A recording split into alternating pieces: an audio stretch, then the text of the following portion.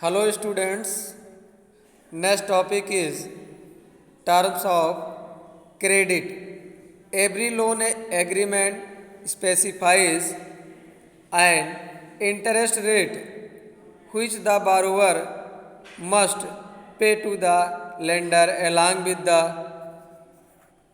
Repayment of principal addition.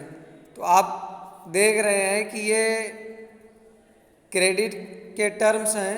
Terms of credit जितने भी loan लेने वाले हैं, every loan agreement specifies an interest rate.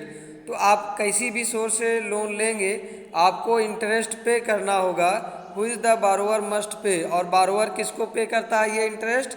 Lender को, along with the repayment of the principal, पूंजी के साथ जो है टोटल अमाउंट के साथ जो है ये पे करना पड़ेगा, मेन अमाउंट जो है।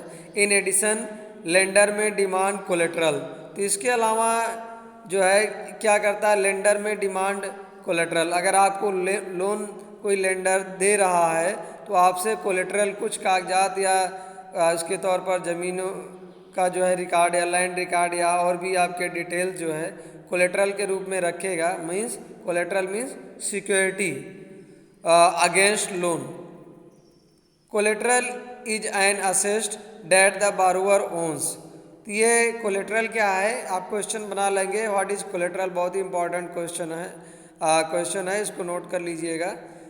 Collateral is an asset that the borrower owns. ये कोलेट्रल वो असेट होता है, रिसोर्स होता है जो बारोवर का अपना होता है। सच एज लैंड, आप कोलेट्रल के तौर पर लोन लेना है तो क्या क्या यूज कर सकते हैं, वो ब्रैकेट में है। Such as land, building, vehicle, livestocks, deposits with the banks. तो आप अगर मान लीजिए लोन ले रहे हैं तो सच एज लैंड हो गया, आप ज़मीन को कोलेट्रल के रूप में यूज कर सकते हैं। बिल्डिंग्स, अपने घर को, अपनी गाड़ियों को यूज कर सकते हैं। लाइव स्टॉक्स, जो पशु हैं उस पर आप लोन ले सकते हो।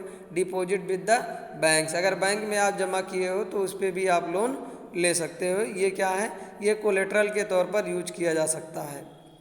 And use this as a guarantee to a lender until the loan is repaid.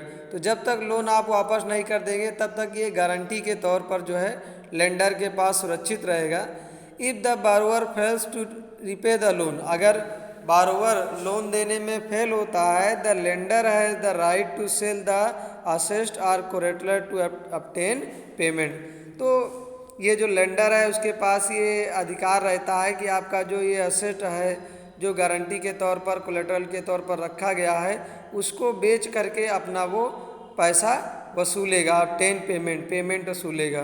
Property such as land titles, deposits with bank, live stock are some common example of collateral used for borrowing. तो उधार लेने के लिए ये collaterals use होते हैं।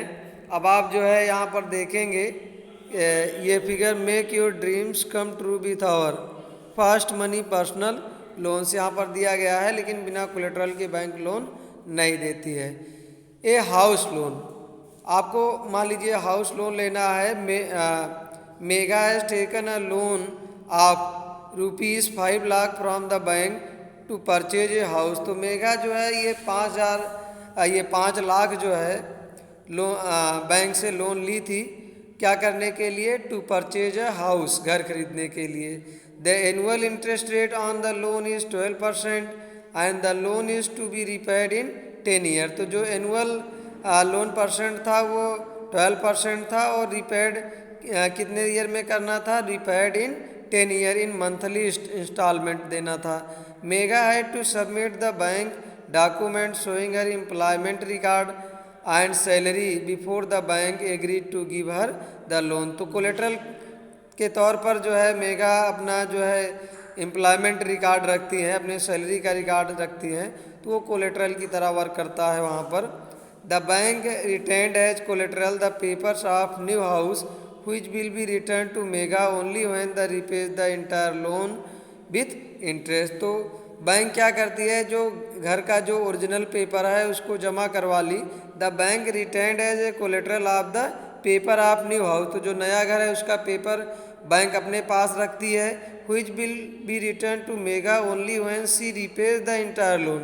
और mega को ये तभी दिया जाएगा ये कागजात घर के जब वो पूरा लोन चुका देंगी बैंक को। She repays the entire loan with interest, तो ब्याज के साथ पूरा जो है जब लोन चुका देंगी तभी जो है मेन ये दिया जाएगा मेन कागज। Interest rate, collateral and documentation requirement. Interest rate, collateral and documentation requirement and the mode of repayment together comprise what is called the term of credit. तो यहाँ पर टर्म ऑफ क्रेडिट क्या है, what is called the term of credit, question बनाएंगे। Interest rate, collateral and documentation requirement. तो interest rate क्या है, collateral क्या सबमिट हो रहा है, डॉक्यूमेंटेशन रिक्वायरमेंट क्या क्या फाइलों में इन्वॉल्व है, and the made mode of repayment together, किस तरह से ये मंथली करेंगे, ईयरली करेंगे या क्वार्टरली, हाफ ईयरली, किस तरह से लोन रीपेमेंट करना है, वो किस तरीके से। Together comprise what is called the term of credit. तो इसी को हम क्या कहते हैं, टर्म्स ऑफ क्रेडिट कहते हैं।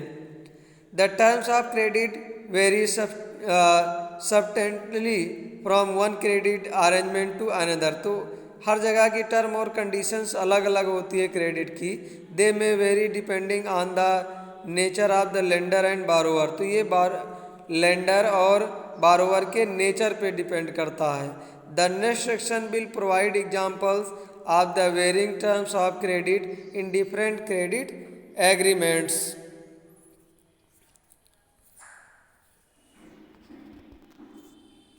नेक्स्ट है वैरायटी ऑफ क्रेडिट अरेंजमेंट।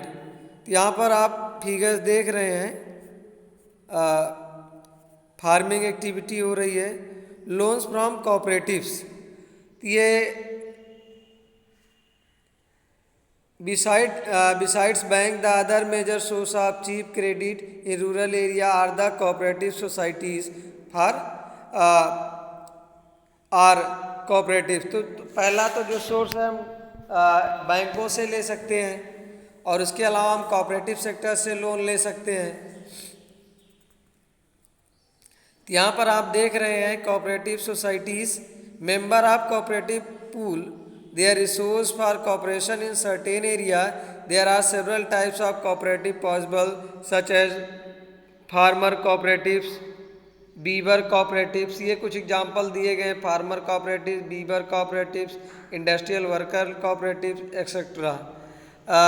कृषक cooperatives function in a village not very far away from Sonpur. तो सोनपुर में ये कृषक कोऑपरेटिव फंक्शंस क्रिएट हुआ है। It has 2300 farmers as a member. तो इसमें 2300 किसान इसके मेंबर हैं। It accept deposit from its member with these deposits at collateral. तो ये जो पैसा जमा कराते हैं ये कोलेटरल के तौर पर होता है। The cooperative has obtained a large loan from the bank। These funds are used to provide loan to the members। तो ये जो फंड्स इकट्ठा होते हैं फार्मर से, मेंबर से, यही जो है लोन प्रोवाइड किया जाता है। Once these loan are repaid another round of lending can take place. तो एक बार जो है लोन अगर आप रिपे कर देते हैं तो another round of lending can take place, तो नेक्स्ट बार जो है फिर ले सकते हैं।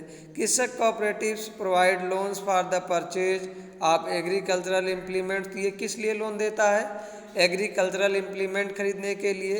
लोन्स फॉर कल्टीवेशन करने के लिए, कृषि उत्पादन करने के लिए। एग्रीकल्चरल ट्रेड कृषि से संबंधित व्यवसाय करने के लिए। फिशरी लोन्स मछली पालन के लिए या मत्स्य पालन के लिए। Loans for construction of houses घर बनवाने के लिए। And for a variety of other expenses.